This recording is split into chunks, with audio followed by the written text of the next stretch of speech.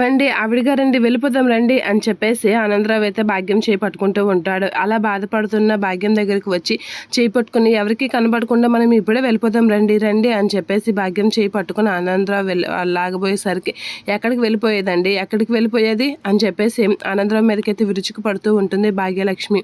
అలా విరుచుకు పడి మనము ఇక్కడే ఉంటాం, ఇక్కడే ఉండి వాళ్ళు ఎలా మన మీద ప్లాన్ వేస్తడం చూసి వాళ్ళకి ప్లాన్ తిప్పు కొడదాం అని చెప్పేసి భాగ్యం అయితే చాలా సీరియస్గా ఆనందరావుతో అంటూ ఉంటుంది.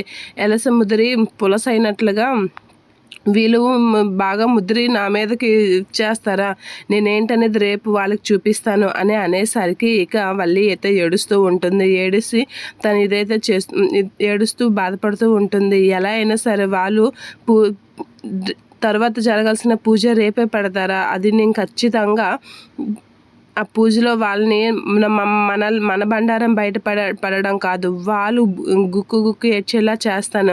వాళ్ళిద్దరూ ఈ పూజ ముందు ఎందుకు పెట్టాంరా బాబో అన్నట్లుగా చేస్తాను. మన బండారం బయట పెడదామని తహతహలాడుతున్నారు కదా వాళ్ళ సంగతి తేలుస్తాను, వాళ్ళు ఎలా ఏడుస్తారో చూడండి అని చెప్పేసి భాగ్యం అయితే ఆనందరావుతో అయితే చెప్తూ ఉంటుంది. ఇక వాళ్ళ మీద అయితే చాలా కోపంతో రగిలిపోతూ ఉంటుంది భాగ్యం. ఆ మాట వినగానే ఆనందరావు అయితే ఏం చేస్తారో ఏంటో నాకైతే తలప్రాణం తోక్కొస్తుంది అని అయితే అనుకుంటూ ఉంటాడు.